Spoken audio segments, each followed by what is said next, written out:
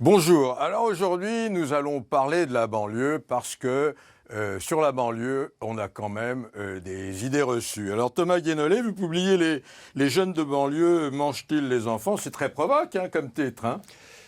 Disons que c'est direct, en tout cas. Ouais. L'idée du titre m'est venue parce que j'avais réalisé à force de me documenter que c'est un peu le nouveau Satan, le croque-mitaine des temps modernes. Ouais, l'image du petit banlieusard qui a entre 13 et 30 ans, c'est le survêt avec la capuche. Oui, c'est ça. Il va brûler votre voiture, violer votre femme et puis piller votre maison. Donc vous voulez remettre les pendules à l'heure en quelque sorte. Quantifier les problèmes surtout. On en parle dans un instant. Alors aujourd'hui, je suis vraiment content, Dave, je vous ai pas vu depuis une éternité, mais vous êtes omniprésent puisqu'on vous voit. Je n'ai pas changé. Oui. C'est moi qui le dis. Non, mais c'est vrai que vous n'avez pas changé. Si, c'est si, incroyable. si. Vous êtes Habillé, bien. ça va. Non, mais je ne vais pas vous demander de vous déshabiller maintenant, quand même. Plus personne ne Alors, me demande, d'ailleurs. tous les dimanches, du côté de chez Dave, quelle heure sur France 3? 16h15. Ouais. C'est un peu pour ça, j'avoue que je suis là aussi, parce que comme on est à 17h15 et que les gens mettent un certain temps à se rendre compte du changement, 16h15. Voilà. Puis vous continuez à chanter tout autour de la France. C'est vraiment heureusement. C'est les meilleurs moments de ma vie. Vous êtes bien dans la peau d'un animateur? Vous aimez? Je ne suis pas dans la peau d'un animateur, je suis dans la peau d'un chanteur qui reçoit ses collègues du bureau. C'est ça l'idée. Ah, c'est ça l'idée. Voilà, l'idée c'est que c'est une espèce de loft comme on peut trouver à Amsterdam ou à New York ou même dans le Marais. Ouais. Il y en a aussi dans Tataland et je reçois mes collègues et je leur parle. Quand j'ai dit à Petit Leclerc, c'est marrant, tu chantes toujours les chansons dans la même tonalité. Il n'y a pas un animateur qui dirait ça parce qu'ils ne savent pas ce que c'est. Et vous chantez de temps en temps quand même, non? De temps en temps, vous aimez ça, je pousse un petit peu là. Il est un peu cabot quand même. On peut pas être artiste sans être Un cabot. peu cabot. Beaucoup même. Oui, absolument. D'accord. Restez avec nous parce que dans un instant, alors c'est pas un Bogdanov mais deux Bogdanov que nous aurons, parce qu'ils ont écrit un livre extrêmement étonnant, mais alors vraiment, ça fait mystérieux, le code secret de l'univers. On va se poser la question. Il y a eu le Big Bang, mais avant le Big Bang, qu'est-ce qu'il y a eu? Qu'est-ce qu'il y avait? Il y avait quoi? Alors on aura peut-être la réponse tout à l'heure. Vous restez comme ça, vous aurez la réponse. Je reste tout le longtemps que vous me gardez. Voilà, vous pourrez en parler dans les dîners en ville comme ça. Oui, mais on ne m'invite pas, mais je pourrais. On vous invite pas? Bon, on vous invitera. Nous avions sur le plateau il y a quelques jours un garçon qui a beaucoup de talent, Bernard Werber. Vous savez, la trilogie sur les fourmis. Il était là. Regardons quelques images de son passage chez nous. Vous rencontrez une tribu qui, elle, maîtrise totalement les rêves. Cette tribu existe réellement, ça s'appelle les Sénoï. Ils ont été découverts en 1936. C'est une tribu qui vit uniquement tournée vers le sommeil et le rêve et qui considère que ce qui se passe dans les rêves est plus important que ce qui se passe durant les périodes d'éveil. Et cette tribu, je l'avais découvert quand j'étais journaliste scientifique et je me suis dit comment ça se fait que personne ne va les voir parce que c'est quand même extraordinaire. Un peuple qui maîtrise parfaitement l'art du sommeil au point où ils apprennent des langues durant le sommeil, ils apprennent à chasser durant le sommeil, et pour devenir adulte, il faut rêver qu'on tue un guépard ou un léopard durant le sommeil. Et par exemple, si vous rêvez que vous faites l'amour avec une autre femme que la vôtre, vous devez lui offrir un cadeau et vous excuser auprès du mari. Donc, c'est-à-dire, on considère que les activités durant le rêve vous engage pénalement. Si vous rêvez que vous tuez quelqu'un, vous devez aussi vous excuser. C'est toute une culture basée sur le rêve. Et ces gens-là ne sont pas fous, n'ont pas de dépression et vont très très bien. Donc je me suis dit, la maîtrise des rêves, c'est peut-être l'une des voies de pacifier le monde. Finalement... Bon, on va passer du rêve à la réalité, c'est-à-dire à la banlieue. Bon, dans les 30 Glorieuses, si j'ai bonne mémoire, les immigrés sont arrivés sur les terres en friche, en quelque sorte, autour de Paris. Oui, ou même auparavant, les vagues d'immigration qui venaient plutôt d'Europe latine et d'Europe orientale. Il y a eu la Pologne, il y a eu les Espagnols, les Portugais. Bon, et là, qui créait déjà des tensions à l'époque, puisqu'on les appelait des Portos, des Rital, des Espagnols, Vous avez décidé de tordre le cou aux clichés et aux idées reçues. Alors on parlait, les idées reçues, c'est quoi? C'est ils fument du shit dans les ascenseurs, ils font du trafic.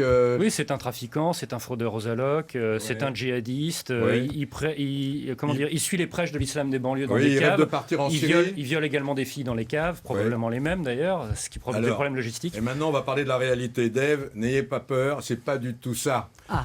98% des jeunes de banlieue, c'est vrai que c'est galère pour eux. Soit ils travaillent, soit ils sont chômeurs, mais les travaux, c'est toujours des travaux précaires. Pour la plupart d'entre eux, effectivement. C'est-à-dire que vous avez en ordre de grandeur à peu près la moitié qui n'ont ni emploi ni formation et qui sont en échec scolaire. Donc pour eux, a priori, ça va être le RSA. et pour une minorité d'entre eux, le tombé du camion, donc les petits trafics ou l'économie parallèle. Pour l'autre moitié, vous allez avoir le gros des troupes qui vont avoir des emplois extrêmement précaires et très mal payés, et donc c'est eux, la France, qui se lève très très tôt. En fait, l'ascenseur social s'est arrêté, quoi. Oui, sauf pour une petite couche qui, elle, va réussir à finalement changer de classe sociale en accédant à des métiers qui normalement ne sont pas pour eux, et en règle générale, d'ailleurs, ils déménagent. J'en profite pour dire que vous êtes politologue, que vous êtes prof à Sciences Po. Ils sont bons, vos élèves? Oui, et puis alors je les trouve beaucoup plus ouverts d'esprit et beaucoup moins prétentieux que les étudiants de première année quand moi j'avais leur âge, pour être tout à fait franc. Vous avez des jeunes de banlieue On en a par quota, par une politique de discrimination positive depuis la période de Descoings, paix à son âme. On a un quota d'élèves qui viennent des ZEP, enfin les REP maintenant. Alors parmi les jeunes de banlieue... On n'en a pas assez, mais on en a. Parmi les jeunes de banlieue qui galèrent, ils font tous les boulots que les autres ne veulent pas faire, quoi. Oui, c'est ça. Les femmes de ménage, livreurs... Oui, livreurs, couvreurs sur les toits, caissières, des emplois comme ça. Et donc, quand vous prenez le métro très tôt à Paris, par exemple, vous allez en croiser beaucoup des jeunes de banlieue qui vont bosser. Alors, vous dites les jeunes filles, 85% des jeunes filles de banlieue et musulmanes ne sont pas voilées. Oui, en fait, par extension, puisque dans l'ensemble du pays, vous avez 85% des jeunes femmes de confession musulmane, donc moins de 35 ans, qui ne portent jamais le voile. Et donc, quand on parle de l'islam, par contre, et quand on parle de jeunes femmes musulmanes, on pense à quoi et on montre quoi à l'antenne et on débat de quoi sur les plateaux? Des femmes voilées, voire de la burqa, qui est encore plus marginale. Est-ce que les jeunes vont prier Alors, c'est ça à la mosquée ou pas? Moi, c'est ça qui m'a le plus étonné, c'est que quand vous regardez les chiffres pour les Français de confession musulmane qui ont 50 ans et plus, et quand vous regardez ceux qui ont 18-30 ans, c'est en train de s'effondrer. Vraiment de s'effondrer. Le taux d'assiduité, si vous me passez l'expression, à la mosquée ou le fait de faire sa prière tous les jours, c'est en train de s'effondrer. C'est-à-dire que soit c'est divisé par 2, soit c'est divisé par 3. Donc on retrouve un pays laïque. Oui, c'est-à-dire qu'en fait, le phénomène qu'on a déjà connu, qui était la déchristianisation pour les Français nés dans le baptême, si vous me passez l'expression, eh bien, on est en train d'avoir le même processus pour les Français de confession musulmane. En même temps, dans la mesure où c'est des êtres humains dans les deux cas, c'est un peu le normal que ce soit ça qui se produise dans les deux cas. Il n'y a pas de raison que ça se passe différemment. Alors, en fait, ces clichés sont aussi ridicules de dire que d'une blonde qu'elle est idiote, d'un Chinois qui les fourre, ou le Français avec son béret, sa baguette sous le bras et son litron de rouge. Oui, d'ailleurs, il y a un siècle, quand on y réfléchit, il y a un siècle, la grande mode chez les paranos de toutes sortes, c'était de fantasmer à mort négativement sur le péril jaune, les Chinois qui allaient nous envahir. Il y a des bandes dessinées. Quand on regarde des bandes dessinées plus tardives, effectivement. Et aujourd'hui, finalement, vous avez même des fantasmes sur des théories de type le grand remplacement, l'islam va nous envahir, l'islam innombrable, etc. On est dans ce type de délire qui, pour moi, relève plus de c'est même de la psychose. Donc vous êtes rassurant et vous êtes plutôt optimiste. Alors je vois que vous avez inventé un mot, la balianophobie. Balianophobie, oui. Mélange de peur et de haine envers les jeunes de banlieue qui inondent nos classes moyennes, les médias, le cinéma. Alors oui, principalement, c'est une construction sous forme de clichés qui est un mélange de peur et de haine, effectivement, et qui est produit à la fois par des médias mainstream, le cinéma, quelques intellectuels balianophobes, Alain Finkielkraut en tête, mais aussi les clichés chez le public lui-même. Parce que s'il n'y avait pas un public pour les écouter et les regarder, ça ne marcherait pas. Bon, écoutez, on a quelques images. Nous sommes en 1990, me semble-t-il, à Chanteloup-les-Vignes, et on peut voir déjà que les jeunes de banlieue sont désœuvrés. Ça n'a pas changé vraiment en 25 ans. Le pire problème pour les jeunes de banlieue, en fait, c'est le chômage et l'ennui. Voilà, eh bien regardons ces images. En plus, si vous racontiez la vérité...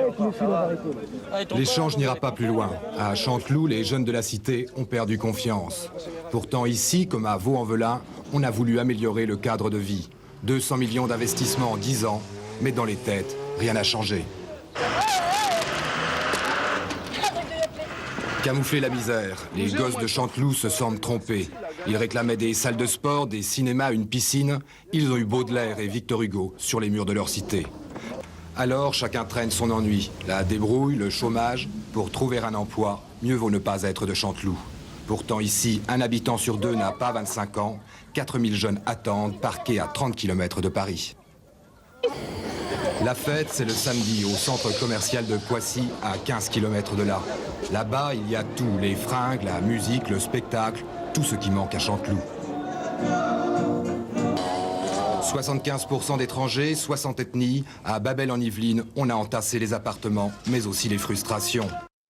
Comment on parle? Il y a un langage banlieusard? Oui, il y a un argot des cités, absolument. Oui. Avec Ça enrichit la langue française. Il y a des mots qui maintenant sont passés dans le langage courant et qui viennent en réalité des cités. Par exemple, dire que vous kiffez ceci ou cela, en réalité, c'est quelque chose qui vient des banlieues. C'était parlé comme ça dans les banlieues il y a quelques années. Le vocabulaire indique les principaux problèmes. Il y a par exemple des mots différents pour indiquer le degré d'ennui. Quand vous dites que vous traînez, quand vous dites que vous vous posez ou quand vous dites que vous galérez, tout ça, c'est des gradations d'ennui du plus léger au plus grave en réalité. Alors, petite transition, est-ce que vous kiffez Dave? Ah oui, surtout, et je tiens à le remercier à l'antenne pour son commentaire de l'Eurovision avec Marc-Olivier Fogel. Alors, encore une fois, moi, je veux vous dire, comme je suis un joueur de Scrabble, je suis très content des mots comme keuf ou feuge qui permettent de faire 8-10 points d'un coup.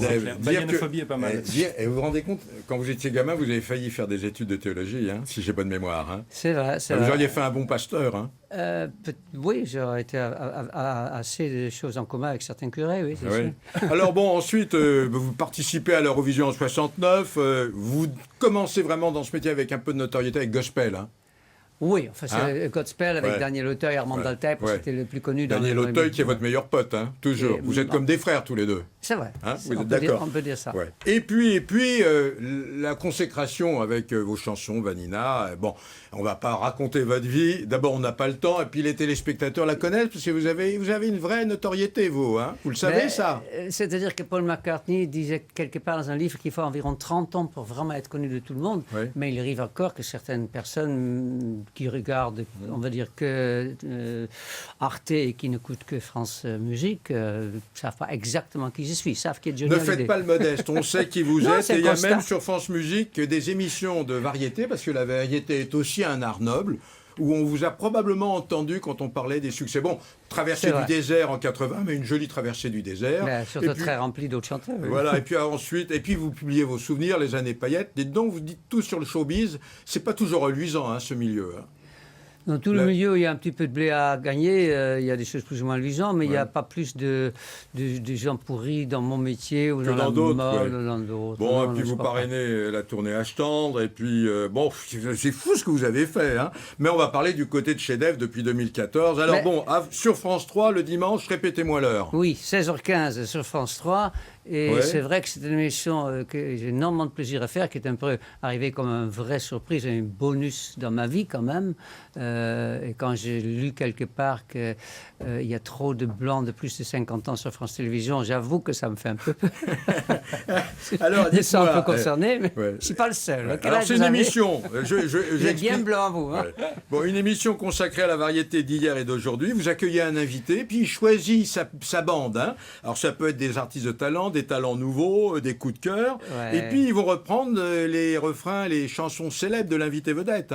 C'est-à-dire que cette année, on a un petit peu varié ça, mais c'est toujours très éclectique. Par exemple, là, il faut donner l'exemple, parce que j'enregistre, pour être très précis, la semaine prochaine, parce qu'on fait 6 émissions sur 3 jours, ce qui est du boulot, mais j'adore.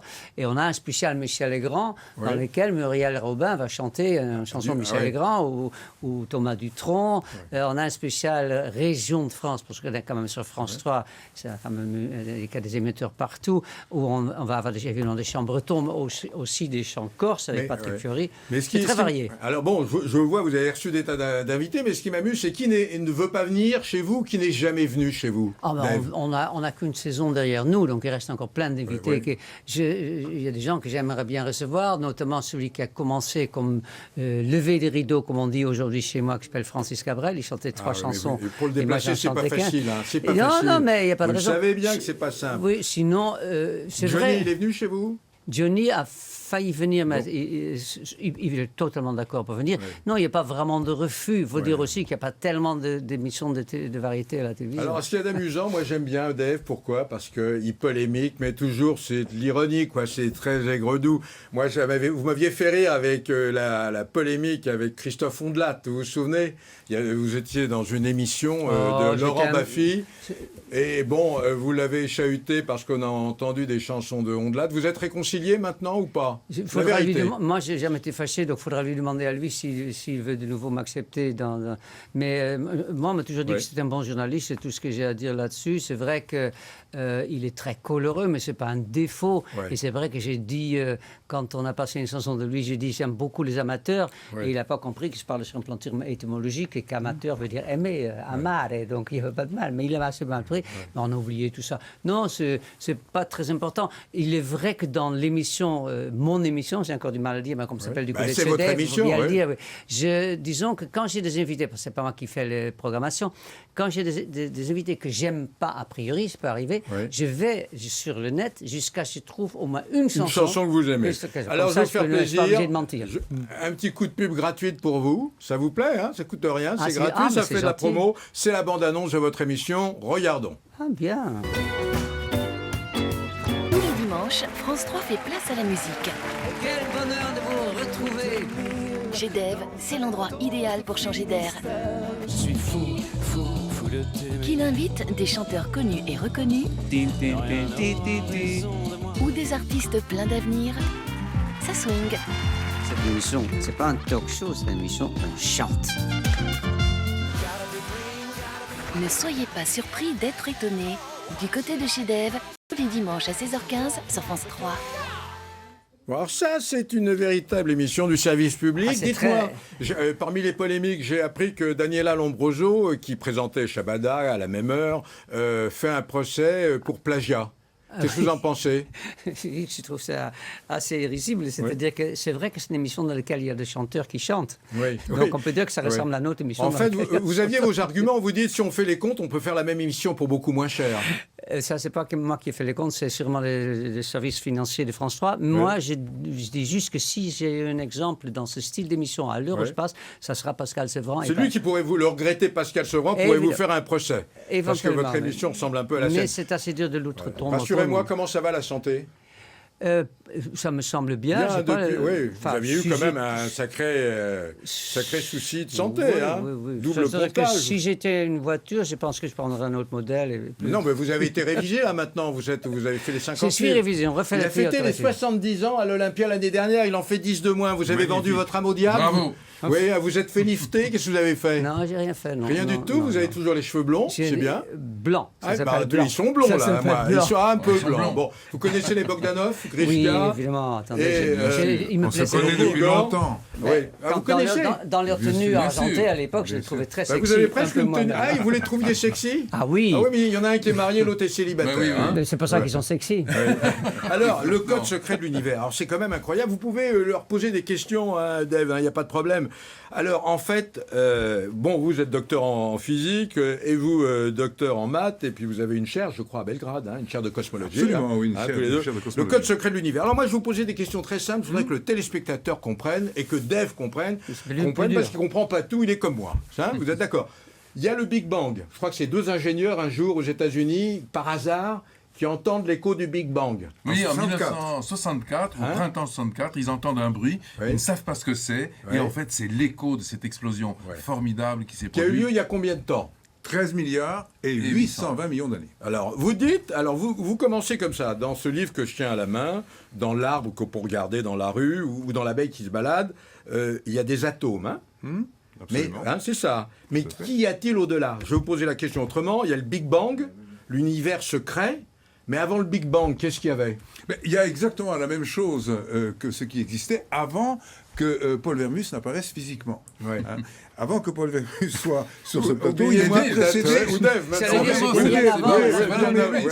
Ça marche pour Dave aussi. Oui, ça marche pour Dave, En fait, d'accord. Ouais. ça marche pour Dave et pour tous les êtres vivants en général qui sont précédés d'une information qu'on va appeler un code génétique. Donc il y a un codage qui fait que les êtres évoluent. Ouais. Alors, je vous arrête. Nous, on a notre ADN. Exactement. Et il y a un code secret qui est une sorte d'ADN qui organise tout L'univers l'univers. tout entier. Alors, Mais oui, parce que ce qui fonctionne pour un être vivant, pour vous, pour Oui. Dave, pourquoi est-ce que ça ne fonctionnerait pas de la même manière pour l'univers tout entier. Mais alors vous dites une chose qui m'affole. Vous dites tout a été programmé à l'avance. Avant le Big Bang, il y avait donc ce code secret qui allait tout programmer. Mais oui, parce que de même que le code génétique programme parfaitement l'évolution, les beaux yeux bleus de Dave, c'est bien, ils sont programmés. Ils sont programmés dès le départ. Ils sont codés. Paul Vermus est codé. Oui. Alors, alors vous parlez de ce code secret, d'accord? Vous avez compris jusqu'à présent, Dave? Là, ça va. Mais qui a écrit ce code secret? C'est là la grande question. Ah, voilà. Parce que, bien entendu, qui est le codeur? Dès l'instant où il y a un code qui fait en sorte que tout est réglé dès le départ, bien avant le Big Bang. Il faut bien d'ailleurs se rendre compte que le Big Bang, c'est une fraction de seconde. Ça, les physiciens ont calculé cette fraction de seconde, qu'on appelle le temps de Planck, mais ce n'est pas l'instant zéro. C'est juste un tout petit peu après. Donc quand on remonte avant cet instant de Planck, qui marque l'origine de la matière, il y a forcément quelque chose qui n'est plus de l'ordre de la matière. Et c'est cette chose immatérielle qu'on appelle le code. Par exemple, vous dites les fleurs ont 3 ou 5 pétales, mais pourquoi pas 7 et 9? Eh oui, pourquoi pas 7 et 9? Parce que justement, il y a une suite mathématique, qu'on appelle la suite de Fibonacci, qui règle le nombre de pétales de toutes les fleurs. Alors évidemment, si on est hors de la suite, il n'y a pas de possibilité. Je vous ai posé une question, il y a donc ce code secret qui a programmé tout l'univers, donc nous. On est d'accord pour l'instant? On est d'accord pour ça. On est d'accord. Bon, il y a un auteur du code secret, d'accord? Oui, mais on ne le connaît pas. C'est qui? C'est une personne? Mais non, on ne le connaît qu'à travers, si on peut dire, les traces qu'il a laissées, c'est-à-dire en fait le codage. C'est pour ça qu'on veut, et que la science d'une manière générale se donne pour but de décoder la réalité dans laquelle nous vivons. Oui, mais moi je vais répondre un peu plus, je vais aller un petit peu plus loin. Non mais soyez simple, je voudrais savoir qui l'a écrit ce code secret. Voilà, on va aller un petit peu plus loin. Deux grands personnages que nous connaissons tous. Le premier, c'est Pythagore, il y a très longtemps, il y a plus de 2000 ans, qui dit « tout est nombre ». Le second... C'est Galilée. Le second, c'est Galilée. Absolument. Alors, le second, c'est Galilée qui dit « la nature est écrite en langage mathématique ». Puis il y a un troisième personnage qui s'appelle Dirac, qui a eu le prix Nobel au début des années 30. C'est un des fondateurs de ce qu'on appelle la mécanique de l'infiniment petit, la mécanique quantique. Et qu'est-ce qu'il dit? Il dit « Dieu est mathématicien ». Ah oui. Bon. C'est quand même un prix Nobel qui parle. Alors, et là ça devient passionnant. Parce que ça veut dire, en fait, que ce fameux codeur, qui est capable, par exemple, d'inventer, si on peut dire, de créer un nombre qui s'appelle le nombre pi, qui est réglé à l'infini. Vous adorez les nombres premiers. Mais oui, le nombre premier, mais le nombre pi... Pour vous, c'est de la poésie, les nombres premiers. Pour nous, c'est de l'algèbre. Hein. Enfin, bon. Ah oui, mais c'est aussi de la poésie, quand même. C'est aussi il y a une question parce qu'au lycée, on m'a appris que les lignes parallèles se joignent dans l'infini. Alors ça, c'est une phrase que je trouve extrêmement poétique, mais je n'arrive pas à comprendre quand on peut parallèle comme dirait du chemin de fer, et que dans l'infini, ça se touche. Ça converge à l'infini, absolument. C'est vrai, c'est un paradoxe, mais dès qu'on entre en relation avec l'infini, eh bien, on bascule dans le royaume des paradoxes. Et il faut comprendre que tout devient possible, alors qu'à notre échelle, c'est impossible. Ça, c'est des mots. À l'infini, tout devient possible. Je vais vous poser une autre question, parce que je n'ai pas eu la réponse à la première question. Il y a le Big Bang, l'univers secret. Quand il n'y avait pas d'univers, qu'est-ce qu'il y avait? Il y avait le code. Précisément. Oui. Il y avait le code. C'était quoi, une cellule? Il y avait il y avait des lois qui elles-mêmes étaient structurées par des mathématiques, par des nombres. Il faut bien comprendre que, par exemple, je sais pas, tiens, je prends ce livre. Oui. Je prends ce livre. Et je le montre à la caméra et je le vends. Non, mais je le prends parce qu'en fait, ça devient le code secret de l'univers. Aux éditions Albin Michel. Je prends le code secret de l'univers. Qu'est-ce que je fais? Je vais faire une expérience à laquelle nous allons assister sur ce plateau. Et d'ailleurs, vous êtes tous les deux d'accord sur le résultat de l'expérience. Si je lâche ce livre, qu'est-ce qu'il va faire? Est-ce qu'il va monter ou descendre? Traction terrestre, il va tomber. Donc il obéit à une loi qu'on appelle la loi de la gravitation. Voilà. Donc il a obéi. L'univers ne peut pas se dérober aux lois qui le déterminent. Or, ce qu'on doit bien comprendre, c'est que cette loi de la gravitation, elle, est structurée par des nombres. Ce sont des équations qui gouvernent, si on peut dire, le comportement des objets qui émergent à notre échelle sous la forme de phénomènes physiques. Donc la loi elle existait avant. Je vais vous poser une question alors d'ordre très personnel, que je peux poser aussi à Dave. Vous croyez en Dieu? On croit... C'est une belle question. Non, mais ne me dites pas que c'est une belle question, c'est une question. Mais non, mais elle a été posée à Einstein en 1936. Vous savez ce qu'il a répondu à un enfant? Mais c'est extraordinaire ce qu'il a répondu, parce que l'enfant lui pose des questions. Maître, est-ce que vous croyez en Dieu? Eh bien, l'enfant va attendre pendant une semaine, parce que Einstein lui dit, je ne te réponds pas tout de suite, je te réponds par écrit, dans une semaine. Et une semaine plus tard, l'enfant a reçu cette réponse extraordinaire. Tous ceux qui sont sérieusement impliqués dans la science finiront un jour par comprendre qu'un esprit se manifeste dans les lois de l'univers un esprit immensément supérieur à celui de l'homme. Mais cet esprit, c'est quoi? Bon, c'est Dave, vous croyez en Dieu, vous, ou pas? Ça dépend de quel Ça Dieu dépend des jours. Non, ça dépend de quel Dieu vous parlez. Einstein a dit ça aussi. C'est ça, un journaliste. Oui. Il y a déjà un journaliste. Ça dépend quel Dieu. Ouais. Non, parce que quand je regarde... Une femme noire avec une barbe blanche. Non, enfin, ce qu'on peut, pour satisfaire votre curiosité, je sens que vous brûlez d'en savoir pas ma plus. réponse. Mais oui, vous n'avez pas, mais pas ma on peut réponse. aller vers des débuts de réponse. Oui. Mais Paul, regardez, d'ailleurs vous portez le nom évidemment d'un évangéliste, c'est peut-être pour ça que vous avez tellement de curiosité pour comprendre. Pas le meilleur. On va l'appeler Saint Paul d'ailleurs à partir de maintenant. C'est comme vous voulez. Non mais J'ai Paul, l'impression qu'il y a des Judas autour de cette table. Hein. Non. non mais Paul, c'est David. regardez, lorsque vous êtes en questionnement, déjà vous êtes ardent, vous voulez savoir, vous allez en savoir plus. Il faut quand même se rendre compte que l'univers n'est pas né par hasard. Ça, c'est certain. On le démontre évidemment dans notre ouvrage, mais nous ne sommes pas les seuls. La plupart des scientifiques disent aujourd'hui l'univers, eh bien, il est ordonné au moment du Big Bang. D'où vient cet ordre? D'où viennent les lois dont Igor vient de parler? La loi de gravitation, par exemple. Eh bien, non, à partir du moment... non, c'est pour vous, c'est pour vous convaincre. Vous avez conclu, il reste 20 secondes. Attendez, il a dit que le hasard... Oui, alors, c'est quoi? Hasard est l'ombre de Dieu. Donc on est de retour à Dieu. Ah oui, oui, par exemple, absolument. Dicton arabe. Et Saint-Auguste dit que le hasard, c'est Dieu qui se promène incognito. Ah oui, ça c'est très joli. C'est joli. Très très bien. Écoutez, là on est obligé de se quitter. Il est Bogdanov, le code secret de la suite au l'unité. prochain numéro. Et puis le dimanche, du côté de chez Dave. Merci. Merci à tous les trois. Grande femme.